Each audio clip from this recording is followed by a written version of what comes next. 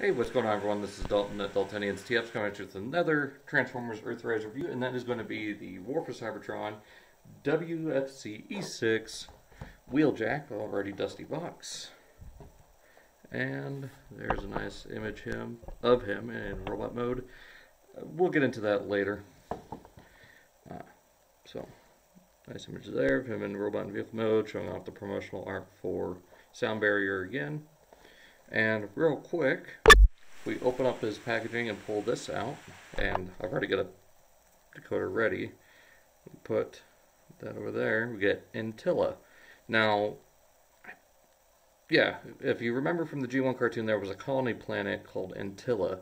It's the one that, cosmic rust. So, I wonder, like I said before, I wonder if this is going to have something to do with kind of like Cybertron or Galaxy Force, where there's different colony worlds, and we're going to see some characters from that. So, anyways, here is Wheeljack.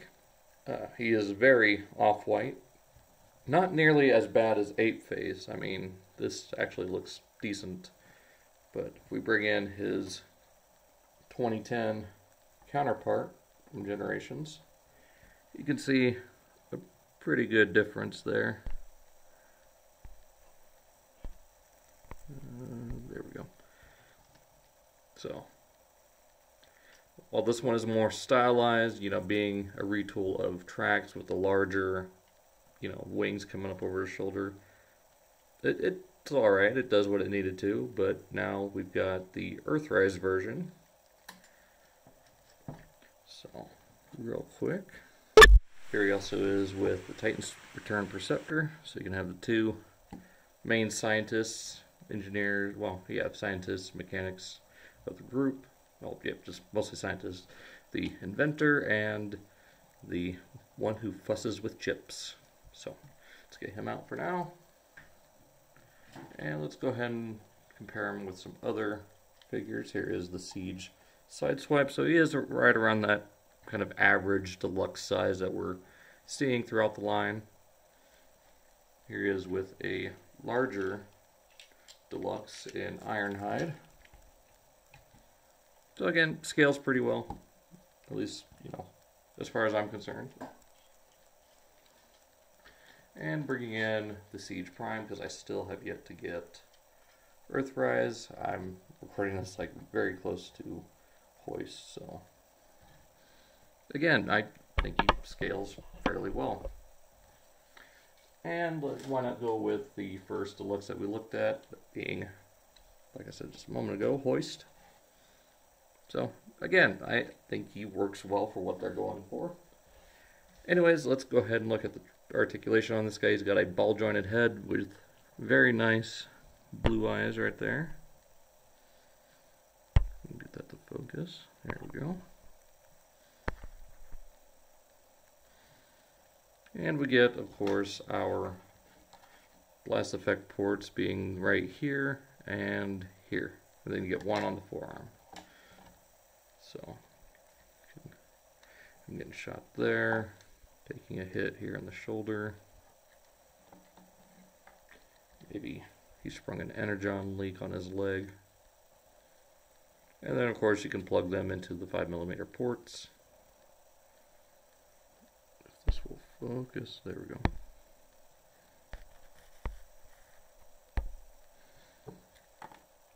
And of course, autofocus locks. So there we go. I'll take these off. Now, the one issue I do have with this guy is the only accessory he comes with is his little launcher here. And it's more stylized off the original toy rather than the cartoon, because if it was based on the cartoon, it would have the longer missile, and he doesn't have his little pistol. So it's kind of a mixed bag. What I've been using for his pistol is from the G3 trailer from Fans Project. That's the little bumblebee pistol, because it also could work as like a little laser tool, like a laser cutter or something. So that works. Shoulders on a swivel hinge here. Got a bicep swivel. Doesn't go all the way around, but it does what it needs to. 90 degrees at the elbow. He's got very big forearms. just like the original toy, and his wrists rotate 360. He's got a waist swivel all the way around, forward and back at the hips. They're fairly tight, in and out. Not too bad, I think. There we go. You get full 360 at the thigh there, 90 degrees at the knee, decent ankle tilt, and move up and down. You also get all these supports, which we'll look at later when we take a look at Ironworks. So, transformation on this guy is fairly, I guess, intuitive, but also fairly simple. Just straighten out the arms, straighten out the wrists. Again, same thing on this side. Let's go ahead and bring them out, get them to T-pose. Go ahead and fold the spoiler pieces down, which are on 5mm pegs. So if you want, you can get one of those Shapeways upgrades, which I'm planning on doing. Not sure if I'm going to do it yet or not. But there we go. Go ahead and pull his roof off the chest. Fold his head in. Now from here, you want to rotate the torso around. And then straighten out his feet. Tab into place. Then from here, I want to bring out these thigh pieces, but before you go any further, rotate this little section up. It is on a friction peg or clamp, so it will come off fairly easy instead of snapping off. So again, bring that up to there. Bring this back. Now there are little tabs right on the roof of the windshield piece, right there. You want to lift that windshield up enough to clear into those slots. So just go ahead and rotate this all back and tab that in, making sure everything's together. And in. Tab that all together. Bring this section up like this. We'll tab into place, fold down the arm. That'll form the side of the vehicle. Same thing over here. And tab in and fold into place. So there he is in vehicle mode and very much looking like his original Lancia alt mode. Very nicely done. I think it is purely for legal reasons why they changed the 638 instead of 539. He doesn't have the Lancia logo or Alitalia, but he does have Airbolt. Get that zoom in there. Got Cybertron Con right there. Ricochet right here. Swerve, of course, his Autobot symbol. Praxis. Velocitron Racing 1984. W Motors. Modulator. Iacon. Not sure. Can't tell what that says. And you got Protohex. Rally X. Wheeljack and Venizone. Or Venzion modulator? I don't know. And then same thing over here.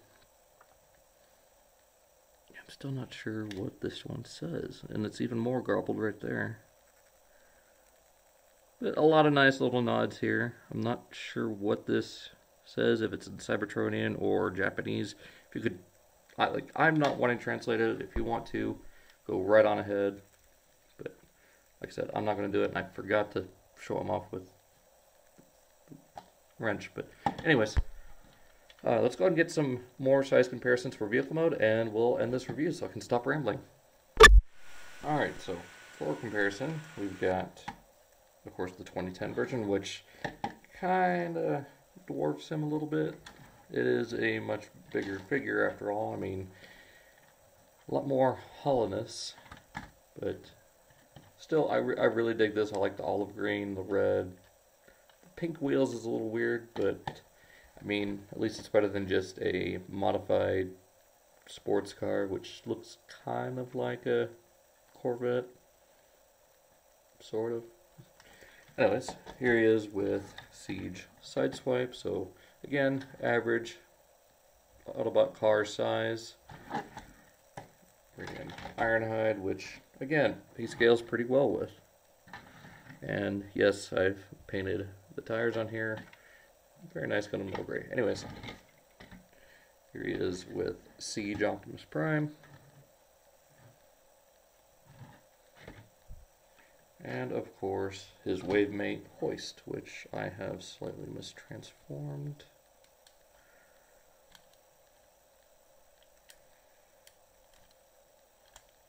Anyways,